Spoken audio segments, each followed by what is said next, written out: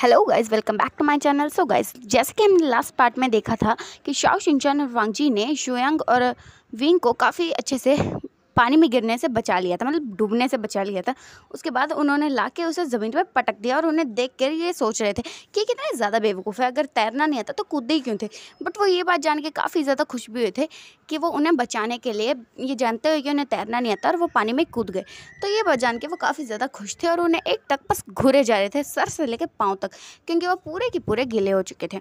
उसके बाद वो कुछ सोचते हैं और फिर कहते हैं, वांग जी, तुम्हें नहीं लगता कि हमें इन लोगों को माफ़ कर देना चाहिए?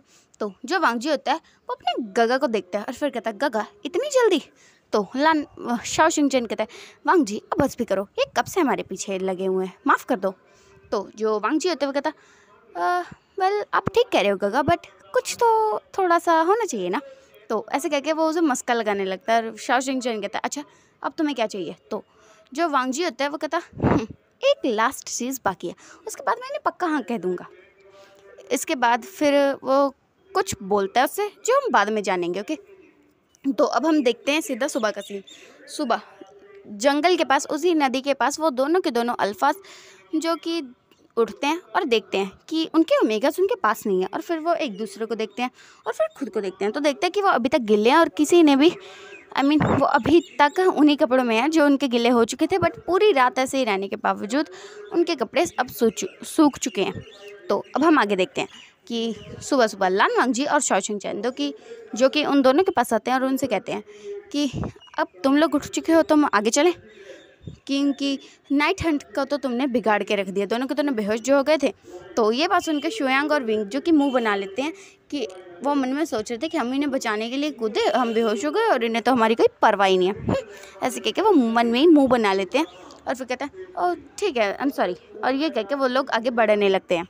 और फिर हम देखते हैं वो थोड़ा बहुत घूम फिर के वापस लैंड क्लैन आ जाते हैं, और लैंड क्लैन में आने के बाद ये बात जो थी वो वांग जी और शाओ शिनचैन ने जियांग चैंग को बताई थी, और जो जियांग चैंग था वो भी वांग जी को समझा रहा था कि अब उसे माफ़ कर देना चाहिए। बट वांग जी ने जो बात शाओ शिनचैन को बताई वही बात उसने जियांग चैंग को बताई, और वो तीनों के तीनों ओमेगास जो कि इस प्लान में शामिल हो चुके हैं। तो अब हम देखते हैं लैंड क्लैन में क्या नाम है, हाँ, लैंस चैन के रूम में, जहाँ पर 3 ओमेगास जो कि कुछ खुराफात कर रहे हैं, और तभी रूम का डोर धड़ाम से खुलता है और वहाँ से एक और ओमेगा आ जाता है, और वो आता है और उनके पास बैठ जाता है और कहता है, तुम लोग अकेले अकेले क्या प्लानिंग कर रहे हो? अगर इस बार तुमने मुझे नहीं बताया ना तो मुझसे बुरा कोई भी नहीं होगा। और ये कहने के बाद वो उन्हें सीधा सीधा धमकी दे देता है, और वो तीनों के तीनों ओमेगास पहले एक दूसरे को देखते हैं, फिर उस ओमेगा को देखते हैं और कहता, नहीं हुई सांग, ऐसा हो ही नहीं सकता कि हम तुम्हें अपना प्लान ना बताएं। तो जो नहीं हुई सांग होता है वो क्या छोटी करके उनको देखता है और फिर कहता, हाँ हाँ, जैसे पहले वाला प्लान तो तुमने मुझे बताया था ना। ये कह के उससे झगड़ा करने लगता है, और फिर वो कहता है, अब बस कीजिए ब्रदनी, मैं बता रहा हूँ ना। तो जो बात उसने शाओ शिनचैन और जियांग चैंग को बताई, अब वो वही बात उन्होंने नी हुई सांग को बताई, और अब उसके बाद वो चारों के चारों कुछ खुराफात कर रहे हैं, जो हम बाद में जानते हैं कि आखिर वो खुराफात है क्या।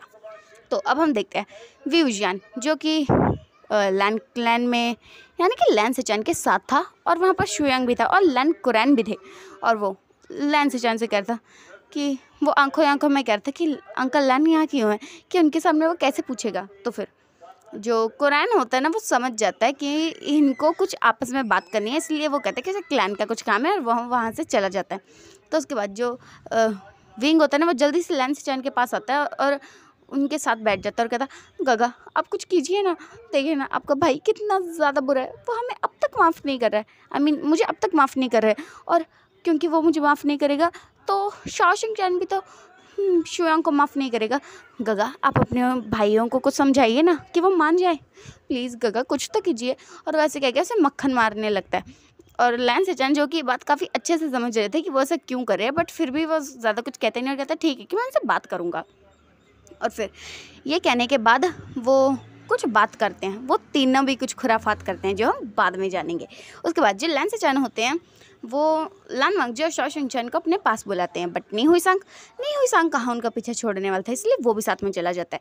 और लैन सेचान ये देख के मन में एक स्माइल करते हैं और कहते हैं कि ये तीनों कभी अलग नहीं हो सकते हैं। और ये कहने के बाद मन में ही वो उन तीनों को बुलाते हैं, और फिर जो लान वांग जी और शाओ शिनचैन है उन्हें एक गाँव में भेज देते हैं, मतलब उनसे कहते हैं कि वहाँ कुछ गड़बड़ है जिस वजह से उनको वहाँ पे जाना है। तो वो जो होते हैं वो मान जाते हैं, क्योंकि उन्हें लगता है कि हाँ सच में कोई गड़बड़ होगी, इसलिए वो लोग मान जाते हैं। और फिर हम देखते हैं कि लान वांगजी और शाओ शिंगचैन जो कि वहाँ जाने के लिए निकल रहे थे, और वैसे तो उन्होंने नी हुई सांग को भी पूछा था भाई तुम भी साथ में आओ, बट नी हुई सांग वो कहता नहीं, अगर वहाँ पे कोई बीस्ट हुआ था और मुझे खा गया तो इसलिए मैं नहीं आऊँगा। तो ये कह के जो नी हुई सांग था वो वहाँ पे नहीं जाता है। और इस बार लान वांगजी और शाओ शिंगचैन जो कि अकेले ही वहाँ पर जा रहे थे, क्योंकि इस बार वी और शुयांग वहाँ बिल्कुल भी नहीं जा रहे थे उनके साथ, ना उन्होंने ऐसा कहा था। और ये बात जान के जो वांगजी और शाओ शिंगचैन थे उन्हें थोड़ा सा बुरा लगा था कि वैसे तो वो आते हैं, लगता है उनका मन बदल गया, ऐसा वो मन में सोच रहे थे। उसके बाद वो उस टाउन में जाते हैं और फिर वहाँ घूमने लगते हैं और कुछ जांच पड़ताल करने लगते हैं कि यहाँ आखिर प्रॉब्लम क्या है। बट काफ़ी देर तक घूमने के बाद भी उन्हें ऐसा कुछ पता नहीं चलता कि हाँ यहाँ कोई गड़बड़ है। तो फिर वो सोचते हैं कि चलो लैन सिचान गगा के मतलब गगा को एक मैसेज भेजते हैं कि यहाँ पे तो कोई गड़बड़ है ही नहीं, तो हम वापस आ जाएंगे। और वो ये मैसेज भेजने के बाद फिर वो लोग थोड़ा वो टाउन घूमने लगते हैं और उन्हें वहाँ पे काफ़ी अच्छी अच्छी चीज़ें मिलती है और काफ़ी खूबसूरत सा टाउन होता है, इसलिए वो वहाँ पे घूमते हैं। और जब लैन सिचान का उन्हें मैसेज आता है कि ठीक है तुम वापस घुसू आ सकते हो, तो जो वांगजी तो कहता नहीं गगा अभी नहीं, हम ना थोड़ा टाइम ना इस टाउन में घूमेंगे, बहुत ज़्यादा खूबसूरत है, मुझे यहाँ रहना है। तो ये बस उनके शाओ शिंगचैन भी हाँ कर देता है और फिर वो अपने गगा को मैसेज करके लिखता है कि बता देता है कि हम थोड़े दिनों में आ जाएंगे। और ये बात जब यहाँ शुयांग और विंग को पता चलती है, वो तो बहुत ज़्यादा खुश हो जाते हैं कि उनका प्लान बिल्कुल वर्क किया जा रहा है। तो फिर अब हम देखते हैं 2 दिन हो चुके थे उन्हें उस टाउन में आए को, और उन्हें अगली सुबह वापस जाना था और ये रात का टाइम था। वहाँ पर एक बहुत बड़ा सा पॉन्ड था जिसमें बहुत सारे फ्लावर्स थे और काफ़ी ठंडी ठंडी हवा चल रही थी, और वो दोनों घास पर बैठे हुए थे और सोच रहे थे कि पूरे 2 दिन हो चुके हैं उनके अल्फाज ने उन्हें देखना तो बहुत दूर की बात है, शायद उनके बारे में सोचा भी नहीं होगा। और ये सोच के वो काफ़ी ज़्यादा दुखी हो जाते हैं। और फिर जो शाओ शिंगचैन है वो वांगजी को कहते हैं वांगजी मैंने कहा था ना कि अब हमें उन्हें माफ़ कर देना चाहिए, लगता है उनका मन बदल गया। और जो वांगजी होता है वो इस बात पे शाओ शिंगचैन को देखता है और फिर ऐसा फेस बनाता है क्या सच में। तो जो शाओ शिंगचैन था वो समझ जाता है और कहता है हाँ तुमने उन्हें इतना ज़्यादा परेशान जो कर रखा है। तो जो वांगजी होता है वो कहता है बट गगा उन्होंने भी तो हमें परेशान किया था, हमने तो बस थोड़ा सा किया और इसी में वो लोग इतना ज़्यादा हर्ट हो गए, मुझे तो उनसे बात भी नहीं करनी, वो बहुत बुरे हैं। और ये कहकर वो विंग की बुराई करने लगता है और शाओ शिंगचैन जो कि इसकी सारी बातें बड़े ध्यान से सुन रहा था कि उसका भाई कितना क्यूटली बातें कर रहा है, और वो बस उसकी बातें सारी की सारी सुने जा रहा था। तो अब हम आगे देखते हैं कि वो लोग उस पॉन्ड के पास बैठे थे और बस सोचे जा रहे थे अपने अपने अल्फा के बारे में। तो फिर तभी वहाँ पर वो देखते हैं एक ड्रैगन जो कि वाइट कलर का था और पूरे के पूरे उस जगह पे मंडरा रहा था। और ये बात देखते ही जो वांगजी और शाओ शिंगचैन अपनी अपनी तलवार को अनसील कर लेते, क्योंकि उन्हें ये बात याद थी कि पहले एपिसोड में जब हमने देखा था कि एक ड्रैगन था जिसकी वजह से शाओ शिंगचैन और वो गिर चुके थे झरने में, और जब ब्लैक ड्रैगन आया था तो कुरैन ने उन्हें अंदर आने नहीं दिया था। तो वो समझ चुके थे कि शायद ड्रैगन जो है उनसे उन्हें कुछ खतरा है, इसलिए वो अपनी तलवार को अनसील कर देते हैं और फिर उसके सामने पॉइंट करते हैं। बट वो देखते हैं कि वो ड्रैगन जो है वो वहाँ से बस घूम रहा है, कुछ नहीं कर रहा। और फिर थोड़ी देर बाद वो ड्रैगन जो कि वहाँ से गायब हो जाता है और वहाँ पर बस एक अलग सी कोई चीज़ आ जाती है जो कि एक वाइट कलर का डायमंड टाइप था, और वो सीधा के सीधा वांगजी के हाथ में आ जाता है। तो जो वांगजी होता है वो पहले काफ़ी शॉक हो जाता है कि ये क्या चीज़ है जो उसके पास आई है। और फिर जैसे ही वो उस चीज़ को अपने हाथ में लेते हैं ना, उसे कुछ याद आने लगता है, और सब कुछ याद आने के बाद वो काफ़ी ज़्यादा खुश हो जाता है और उसकी आंखों से खुशी के आंसू बह जाते हैं। और फिर वो सोचता है अच्छा तो ये बात है, अब तो देखो मैं क्या करता हूँ। और ये कहने के बाद वो शाओ शिंगचैन को कहता है गगा ये सारा का सारा प्लान ना उन दोनों का था, अब तो ना देखना उन्हें तो मैं छोड़ूंगा नहीं। और ये कहने के बाद वो शाओ शिंगचैन को अपने साथ अपने रूम में ले जाता है और फिर जो जो बातें उसे पता चली है वो सारी की सारी शाओ शिंगचैन को बताता है। तो वो जो वाइट डायमंड टाइप था वो उस ड्रैगन की सोल थी, मतलब सोल का एक हिस्सा था जो कि वांगजी के पास आ चुका था और उसे कुछ याद आने लगा था। सो गाइज अब हम ये जानते हैं कि जब हमने पहली बार में वो देखा था तो वो क्या देखा था। तो हम देखते हैं कि जब हमने देखा था कि कोई चीज़ थी जो वांगजी के पास आ चुकी थी और उसके पास आते ही गायब हो चुकी थी, वो सीधा वांगजी के हाथ के अंदर चली गई थी और वो एक सोल थी, एक सोल का हिस्सा। तो हम पहले ये जानते कि आखिर वो सोल थी किसकी। हम देखते हैं आसमान में कई लोगों दूर एक अलग सी दुनिया है, ड्रैगन्स की दुनिया। हाँ, ऐसा मान सकते हैं, ड्रैगन्स की दुनिया। और वहाँ पर दो ड्रैगन्स रहते हैं, एक ब्लैक ड्रैगन और एक वाइट ड्रैगन। जो ब्लैक ड्रैगन है वो डार्क पावर इस्तेमाल करता है, जो वाइट ड्रैगन है वो प्योर एनर्जी। तो जब ब्लैक ड्रैगन को ये बात पता चली थी कि जो वैन रूहान है वो इन लोहे को अपने पास करना चाहता है और उसकी डार्क एनर्जी की ताकत इस पूरी दुनिया में तो उसके अलावा किसी के पास है नहीं, बट वो अपने राज्य को छोड़ के कहीं भी नहीं जा सकता है, इसलिए उसने अपनी सोल का एक हिस्सा जो कि धरती पे भेज दिया था, और वो सोल का हिस्सा जो कि विंग के पास गया था, क्योंकि जब विंग पैदा हुआ था तभी उसके पास वो सोल का हिस्सा आ चुका था। और फिर उसके कुछ सालों बाद, लगभग कुछ 7-8 सालों बाद, 7-8 बिल्कुल भी नहीं, गाइस सोचने दो मुझे, हाँ बस कुछ सालों बाद, जब वांगजी 5 साल का होने वाला था और उस कोल्ड केव से 2 दिन पहले की बात है, तो हम देखते हैं जो वाइट ड्रैगन था वो इस बात से काफ़ी ज़्यादा परेशान हुआ जा रहा था, क्योंकि जो ब्लैक ड्रैगन है वो अपने उस सोल के हिस्से के बिना काफ़ी हद तक कमज़ोर हो चुका है, और उसे ये बात पता थी कि अगर वाइट ड्रैगन अपने ब्लैक ड्रैगन की सोल को वो नहीं सही नहीं करेगा तो भला उसे और कौन कर सकता है। और ये सोच के जो वाइट ड्रैगन था वो भी अपनी एक सोल का हिस्सा वांगजी की तरफ भेज देता है, क्योंकि उसे पता था कि वो आगे चल के एक प्योर एनर्जी का प्योर कल्टिवेटर बनने वाला है। तो अब हम देखते हैं कि यही सारी जो बातें हैं वो वांगजी को याद आ चुकी है, और जब वो वाइट ड्रैगन आया था तब उसने लैन कुरान को यही बताया था कि उसने अपना सोल का एक हिस्सा जो कि है वो वांगजी को दे दिया है, इसलिए वो उनकी अमानत नहीं रहा, क्योंकि वाइट ड्रैगन की सोल को ब्लैक ड्रैगन की सोल का होना ही होगा।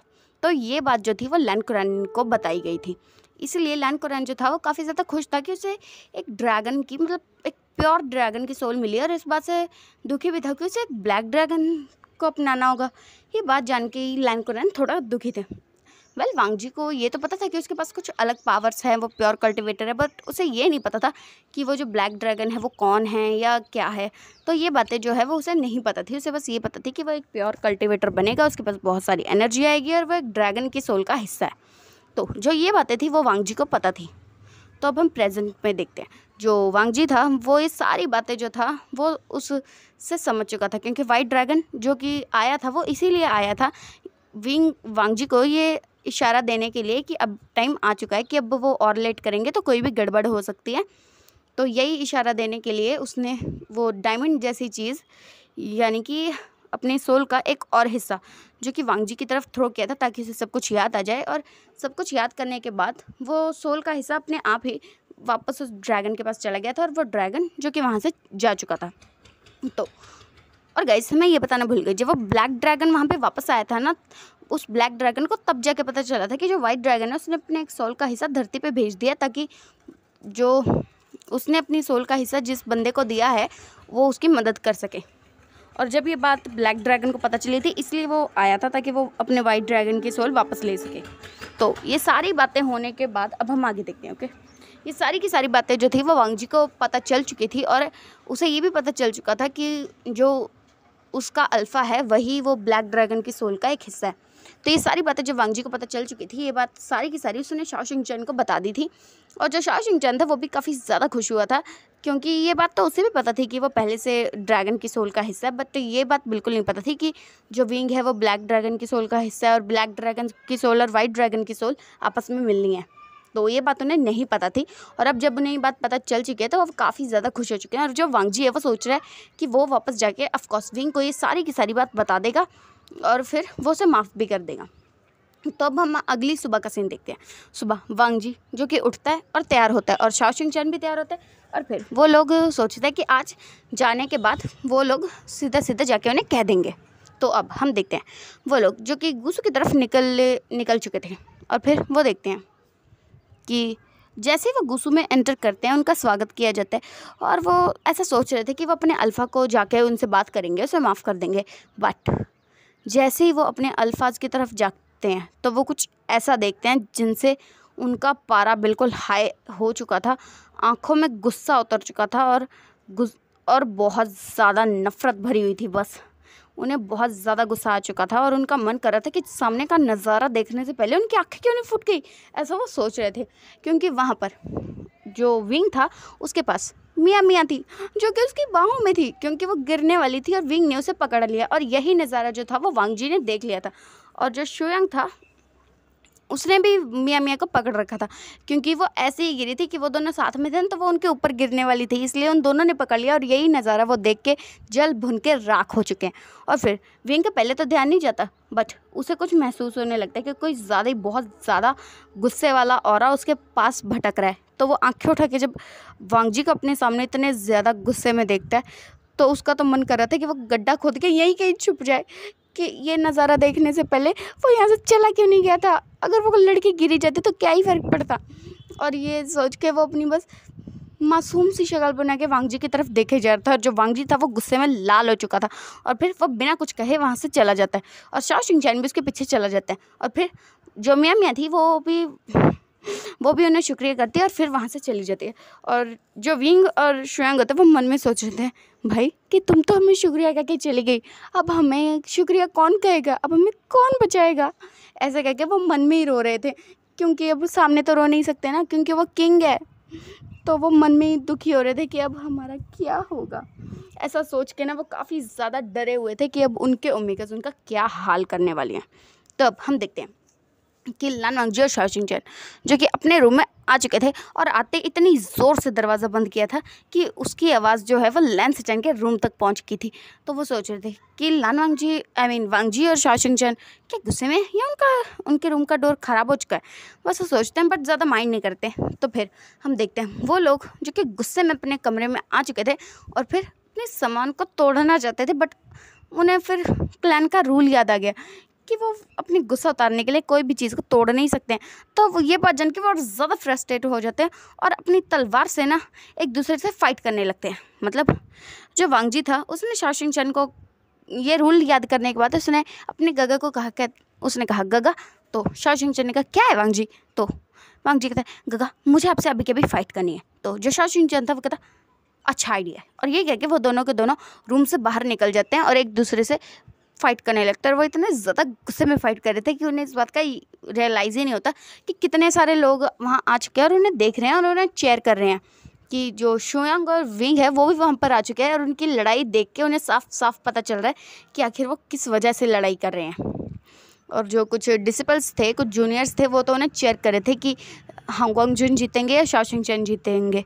तो ऐसे करके वो चेयर कर रहे थे और वांग जी और शाओ शिंगचैन इतना ज़्यादा गुस्से में थे कि वो बस फाइट पे फोकस कर रहे थे। उन्होंने इस बात पे बिल्कुल ध्यान नहीं दिया कि कोई उन्हें चेयर कर रहा है, कोई उन्हें देख रहा है। और जो लैन कुरैन थे वो भी ये सारी की सारी आवाज़ें सुन के वहाँ पर पहुँच चुके थे और फिर उन्हें काफ़ी गुस्से में घूर रहे थे क्योंकि वो लैन क्लैन में बिना किसी वजह के फाइट कर रहे हैं। इसलिए वो ज़ोर से उन दोनों का नाम लेते हैं। और जो वांग जी था वो एकदम से स्टन रह जाता है और बिल्कुल फ्रीजी हो जाता है। और वो मन में सोचता है क्या क्या क्या ये सच है, क्या सच में वो यहाँ पे आ गए। और ये कह के वो मन में अपने आप को कोसने लगता है कि ओहो मैंने ऐसा क्यों किया। और ये कह के ना वो अपनी डरी निगाहों से ना एक बार शाओ शिंगचैन की तरफ देखता है और एक बार पीछे मुड़ के देखता है। और देखते ही जो आवाज़ वो सुनता है उसकी वजह से वो डर से आंखें बंद कर लेता है, क्योंकि लैन कुरैन इतनी ज़ोर से वांग जी का नाम चिल्लाया था कि बेचारा वांग जी वो तो डर गया था और उसने अपनी आंखें बंद कर ली थी। और फिर तभी जो शाओ शिंगचैन होता है वो वांग जी के सामने आ जाता है और कहता अंकल इसमें वांग जी की कोई गलती नहीं है, मैंने उसे फाइट के लिए पूछा था। तो जो वांग जी होता है वो आंखें खोलता है और देखता है कि उसका भाई अभी भी उसे प्रोटेक्ट कर रहा है। और ये बात देख के ना वो और ज़्यादा खुश हो जाता है, बट उसे भी ज़्यादा उसे इस बात का गुस्सा आ रहा था कि वो जिसकी वजह से फाइट कर रहा था वो बेवकूफ़ इंसान तो कुछ बोल ही नहीं रहा है। उसे इस बात का गुस्सा आ रहा था। और फिर वो अपने भाई के सामने आता और कहता नहीं अंकल मैंने ही गगा से पूछा था, इसमें गगा की कोई गलती नहीं है। तो वो दोनों एक दूसरे को प्रोटेक्ट करने लगता है। और ये बात देख के जो शुयांग और विंग थे वो कुछ ठीक नहीं लग रहे थे। उन्हें क्या जेलस फील हो रहा था ये जानते हुए कि वो भाई है, पर फिर भी उन्हें थोड़ा थोड़ा जेलस फील हो रहा था। और वो सोच रहे थे कि अगर हम आगे गए होते तो वो दोनों एक दूसरे को प्रोटेक्ट नहीं कर रहे होते हैं।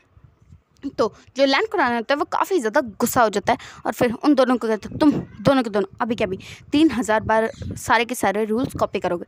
और ये बात सुन के जो लान वांग जी होते हैं वो तो बेहोश होकर गिरने वाला था, बट वो अपने आप को संभाल लेते हैं।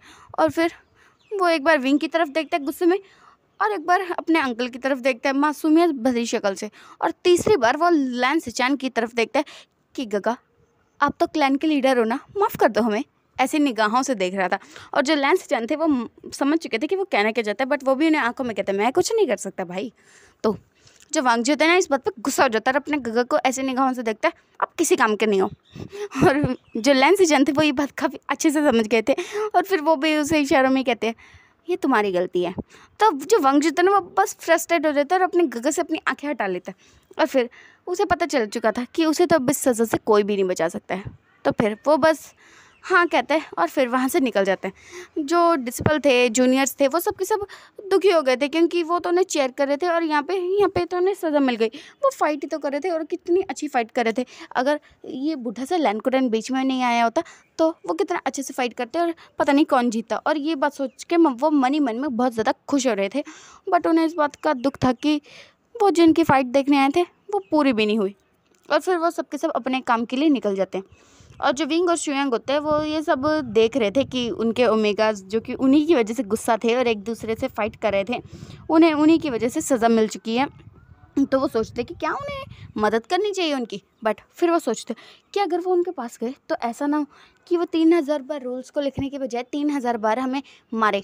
तो ये सोच के जो विंग होते हैं ना, वो थोड़े टाइम के लिए डर जाता है कि अगर वो उसके पास गया तो उसे पक्का मार पड़ेगी। बट फिर वो अपने आप को संभालता है और फिर सोचता है हाँ मुझे जाना ही पड़ेगा वरना मेरा ओमेगा मुझे जान से मार डालेगा। तो फिर जो विंग और शुयांग होते हैं वो दोनों लाइब्रेरी की तरफ निकल जाते हैं। और जो लाइब्रेरी थी इस टाइम पे वहाँ पर सिर्फ और सिर्फ 2 ही पर्सन थे, एक लान वांग जी और एक शाओ शिंग-चैन। जो शाओ शिंग-चैन था वो तो अपनी सज़ा को आराम से पूरी कर रहा था और बीच बीच में वो शुयांग के बारे में भी सोच रहा था कि उसने कैसे मियाँ मियाँ को पकड़ रखा था। तो ये बात जान के उसे गुस्सा आ रहा था और उसने इसी गुस्से के चलते कितनी बार वो तोड़ दिया था जिससे वो रूल्स कॉपी कर रहा था। तो जो वांग जी होता है ना, वो आवाज़ सुन के फिर शाओ शिंग-चैन की तरफ देखता और कहता गगा अब कितनी बारी से तोड़ोगे, इसमें इसकी क्या गलती है। तो शाओ शिंग-चैन अपनी ख्यालों की दुनिया से बाहर आता है और देखता है कि उसने फिर से पेन तोड़ दिया। तो जो शाओ शिंग-चैन होता है वो वांग जी को देख के कहता है सॉरी हो गई गलती। तो जो वांग जी होता है वो कहता कोई बात नहीं, बट आपको लगता है आपको ज़्यादा ही गुस्सा कर रहे हो। तो जो शाओ शिंग-चैन होता है वो वांग जी को घूरता है और कहता है अच्छा मैं गुस्सा कर रहा हूँ और तुम क्या कर रहे हो। तो जो शाओ शिंग-चैन है ना, वो उसके जहाँ पे वो रूल्स कॉपी करा था उस कागज़ के ऊपर इशारा करता है। तो वांग जी देखता है कि उसने कुछ लिखा नहीं है बल्कि बस विंग की एक गंदी सी ड्राइंग बनाई है जिसमें वो किसी राक्षस से कम नहीं लग रहा है। तो ये बात देखकर वांग जी पहले तो सोच में पड़ जाते कि ये मैंने क्या कर दिया। और फिर वो उस पिक्चर को ध्यान से देखता है तो उसे पता चलता है कि उसने विंग की कितनी भयानक तस्वीर बनाई है और देख के वो हंसने लगता है। तो जो शाओ शिंग-चैन है तो वो कहता है वांग जी ये कोई हंसने का टाइम नहीं है, हमें सज़ा मिली है और तुम होगी तुम्हारा कुछ नहीं हो सकता। ये कहने के बाद वो फिर से अपनी सज़ा को पूरी करने लगते। तभी वो किसी की आवाज़ सुनते हैं और वो उन दोनों को साफ साफ पता चल चुका था कि ये दोनों कौन है। और उनका चेहरा उनकी आवाज़ सुनती अभी वो थोड़ा जो हंसी मजाक कर रहे थे एकदम कोल्ड फेस बना लेते हैं और अपनी जो सज़ा थी उसे पूरी करने लगते हैं। तो वो दोनों अल्फाज यानी कि शुयांग और विंग लाइब्रेरी के अंदर आते हैं और फिर उन दोनों को देखते हैं और फिर सोचते हैं कि क्या हमें इनके पास जाना चाहिए, अगर इन्होंने उठा के हमें फेंक दिया तो ये बात जो था विंग मन में सोच रहा था कि उसका ओमेगा कितना ज़्यादा खतरनाक है, अगर उसने मुझे उठा के फेंक दिया तो मैं क्या करूँगा। तो जो विंग होता है ना वो हल्के हल्के कदमों से उसके पास जाता है और वांग जी के बिल्कुल पास बैठने वाला था, बट वांग जी ने अपनी तलवार उठा के वहाँ रख दी और उसे समझ में आ गया कि वांग जी नहीं चाहता कि वो उसके पास बैठे, इसलिए वो थोड़ा साइड में होकर उससे बैठ जाता है और फिर वो वांग जी को देखने लगता है। वांग जी को ये बात पता चल रही थी कि विंग उसे देख रहा है, इसलिए पहले वो ध्यान नहीं देता और फिर उसे आंखें उठा के देखता रहता है क्या चाहिए में। तो जो विंग होता है वो कहता वांग जी मेरी बात सुनो, देखो जैसा तुम सोच रहे हो ना वैसे बिल्कुल भी नहीं है। तो जो वांग जी होते हुए कहता बट मैंने तो पूछा ही नहीं कि क्या है और क्या नहीं है। और ये कहकर वो उसे मुंह फेर लेता है और अपनी सज़ा को पूरी करने लगता है। तो जो विंग होता है वो कहता वांग जी मेरी बात तो सुनो, देखो तुमने जो देखा ना वो गलत है। तो जो वांग जी होता है ना इस बात पर गुस्सा हो जाता है कि क्या वो ये कहना चाहता है कि उसकी आंखें खराब है या वो कुछ ज़्यादा सोचता है। ऐसा सोच के वो विंग की तरफ गुस्से में घूरता है और विंग जो कि समझ जाता है कि वो क्या सोच रहा है। तो वो कहता मेरा वो मतलब नहीं था, तुम्हारी आंखें तो बिल्कुल सही है बट वो क्या है ना, तुमने जैसे देखा जैसे सोचा जैसे समझा वो सबका सब गलत है।